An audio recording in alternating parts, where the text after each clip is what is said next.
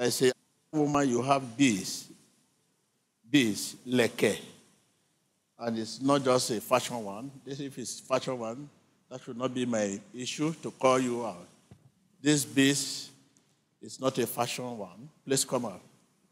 It has nearly turned you to dog.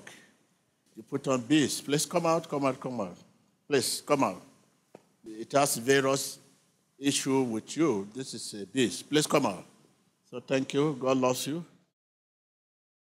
My name is Adebayo Jenrola. I'm from Ogun State, Nigeria. I'm the man of God prophesied to that has beads on. Though I bought the beads, but ever since when I put on the beads, I've not been myself. And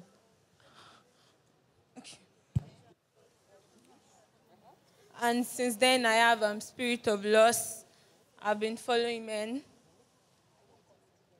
I'm not concentrating on my studies, but to the glory of the Lord, man of God prophesies to me, and I confirm the prophecy. Please deliver me, man of God. My name is Adebayo Jenrola from Ogun State, Nigeria. Beside me is my mom, Mrs. Adebayo Titilayo. I just want to say thank God for everything He has done for me. Last week was one of the most memorable days of my life. I was so happy last week because I received the prophecy from the man of God. And he said there's a lady wearing different kind of beads, and the beads has nearly turned me to a dog.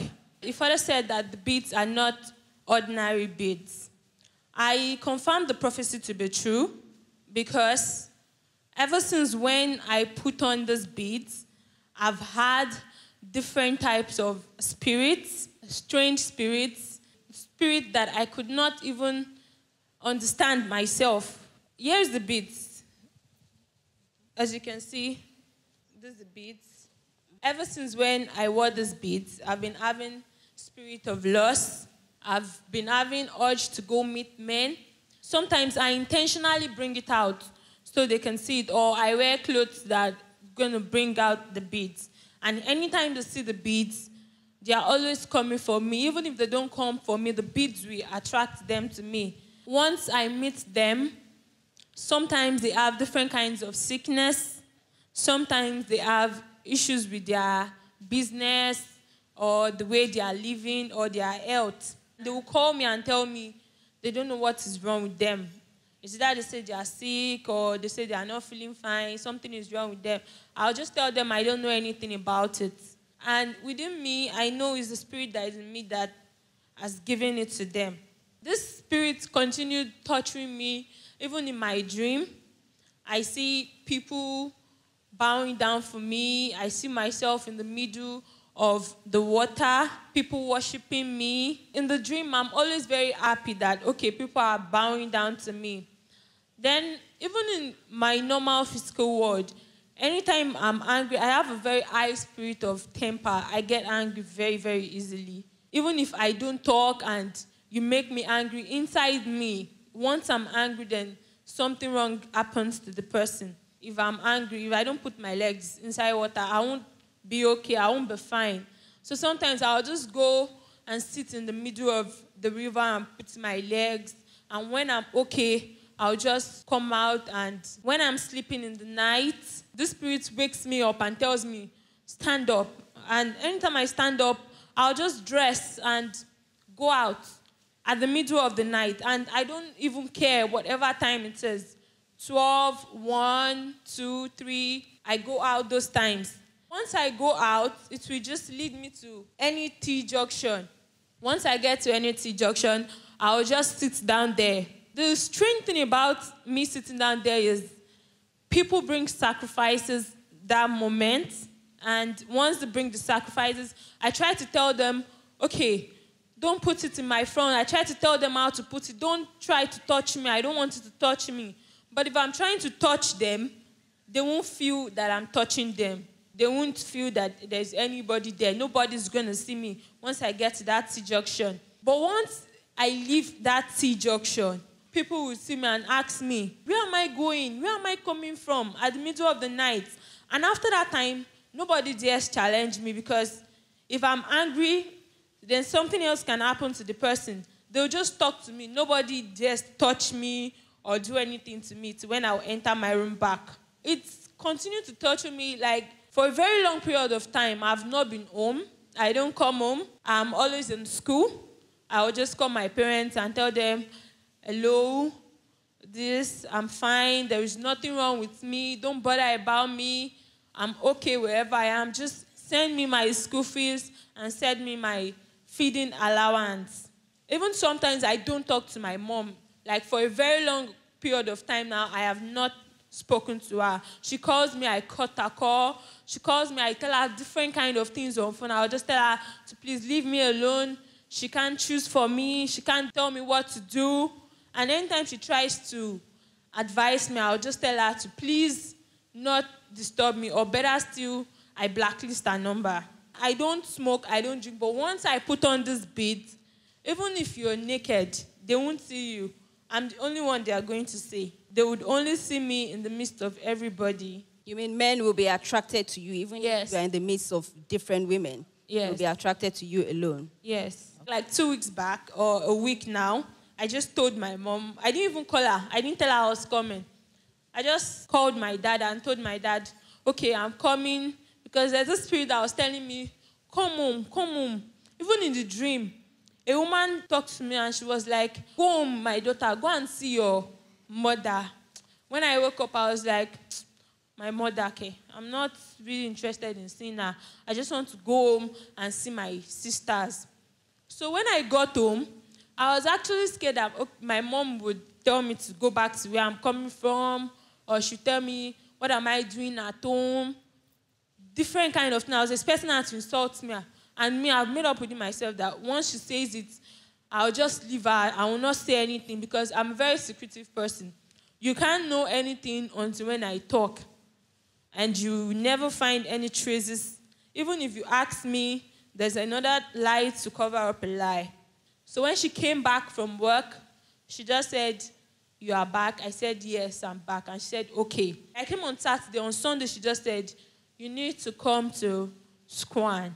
I was like, why? I'm tired and I don't want to be delayed. I cannot be waking up very early and be rushing up and down, different things. I was just giving her an excuse. She was just like, you need to come to church if you don't want me to disown you. I was not like, okay, I'll come.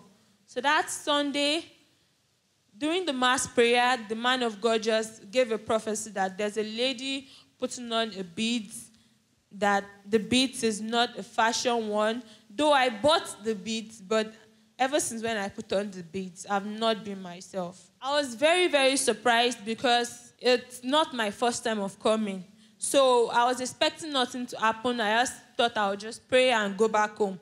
But I was very surprised when the man of God said there's a lady putting on different type of beads. That was how I found myself here. There's a particular way I sleep. I don't sleep straight. I don't put my head up and sleep. And I have to cross my legs even if I have to sleep. And even once I sleep, I don't move. I don't shake. I just sleep and wake up and I feel like there's something new about me. But ever since the deliverance and the prophecy, I eat, I drink, I sleep well, I scatter my legs.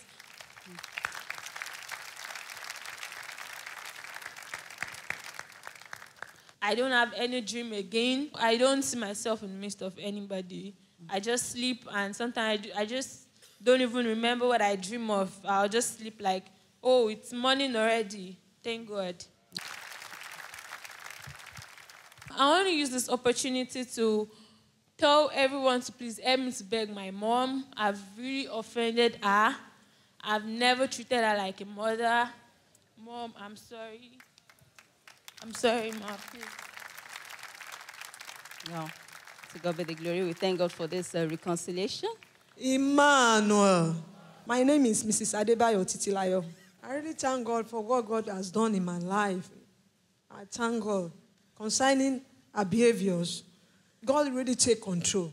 Because since when this thing has been happening, I told God, I said, God, I want you to intervene. I want you to do this. Because I don't have anybody I can go and meet. It's only you. Before the prophecy and before the deliverance, so many things have been happening in her life. If I call her in the school, she doesn't pick my call. She doesn't respect me. Even though when I talk to her, at times she keeps malice with me. Even though whenever she sees that I'm calling her, she will just cut off my phone. She doesn't do anything. You know, she just stay away from us at home. So there is a day that I called her. I say, Ola. I say, what's happening? And as you see her, she's very, very secretive.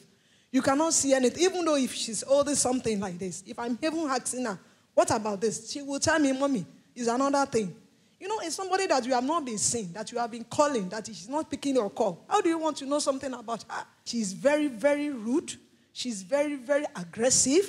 She doesn't talk to anybody. Even though whenever she comes to Lagos, at times I will hear that she comes to Lagos. Maybe somebody will just call me on the phone. They say, Mommy, we saw your daughter. We saw Ola on the bike.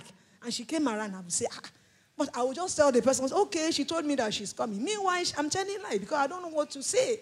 I keep on praying to God that, God, I want you to intervene concerning this girl, concerning my family. Because I know you are the only one who can do it. After the deliverance and after the prophecy that man of God gave it to her, I see changes in her. Everything is okay. She's calling me now. And I notice so many things about her because she's very fashionable. When you see her, she will put on everything. You will be like, maybe it's an angel. But now everything is reduced. She's calm now. Even though if I talk to her on the way, say, Mommy, no, I want to read my Bible. Before, she has not been carrying her Bible. She doesn't read Bible. There's a day that when she came, I told her that you must come to church. She disagreed with me. But now, since when man of God gave her the prophecy and the deliverance, she's the only one even telling me that, Mommy, I don't want even to go back. I want to stay in the church. This is my home. I say, I know, this is my home. To God be the glory. Put your hands together beautifully for Jesus. The advice I have for parents listening to me, especially mothers. Mothers, we need a lot of work to do concerning our children. When I say a lot of work to do, we don't leave them alone. When they are doing something that is very bad to us, we continue to pray for them. Because they need our prayer. We continue to monitor them. Know what is happening to them. Keep on praying for them. Put everything in His guns. And I know God is going to assist us. Thank you very much for that wonderful advice.